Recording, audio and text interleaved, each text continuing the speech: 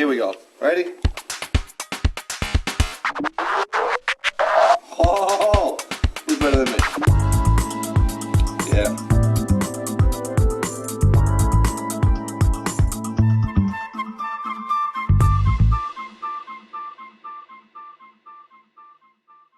See if I can explain this a little to you guys.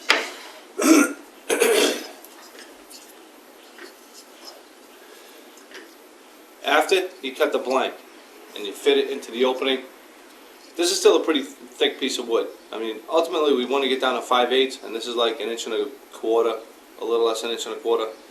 But you can see that that's what I needed to get the pattern line on. See? So to get 5/8 pattern, to get a 5/8 drawer front out of this with this shape on it, you need a blank this big, obviously, you know. Now, you need to cut the shape into the, man, I just should have left those in. You need to cut the shape. Since I have a whole bunch of extra ones still, I can use these ones. Alright, sweet, huh? And this is the top one, and this is the bottom one. And they look almost identical, don't they? But they're not. So that's why it's very important on a particular shape like this case, is to mark this stuff properly, because if you don't, you really get screwed, you know? But anyways, you take the blank and you cut it into a shape. Now, we all know that this is accessible, whatever, to move. This is gonna move, you know? I hope that it won't, but I know that it will. And this one, it starts to get a little frustrating for me. Because, you know, you're just chomping at the bit just to do like a lot of work, just to feel like you've accomplished something. But it's just not happening yet. It will though. Little by little this thing comes together. It just gets to me. So look at this. Here's my drawer blank, the one that I need. I have it marked, right, top, out. See? It's all marked.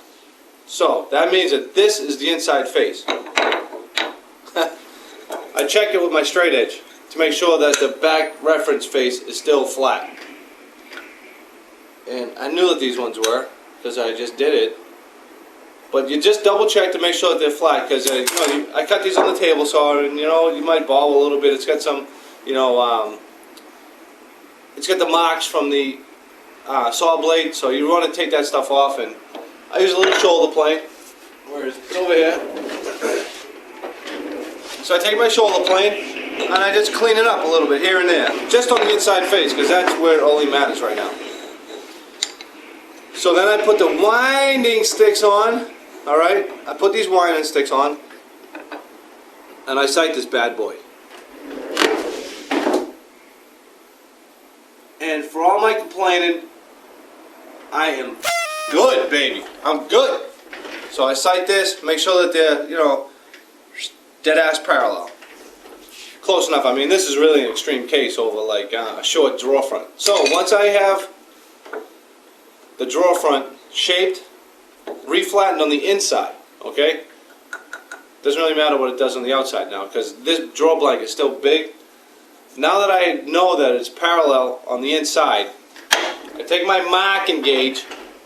Now I can start to lay out my dovetails, obviously. And I just did one, so here we go. This is the beginning stages of another drawer. Now this is what it wants to look like. So on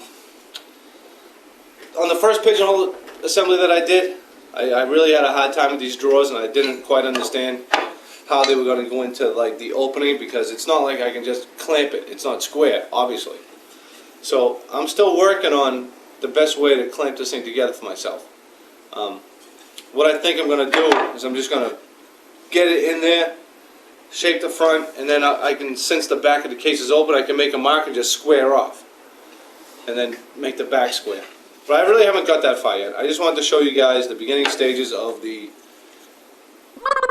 excuse me, the drawer front.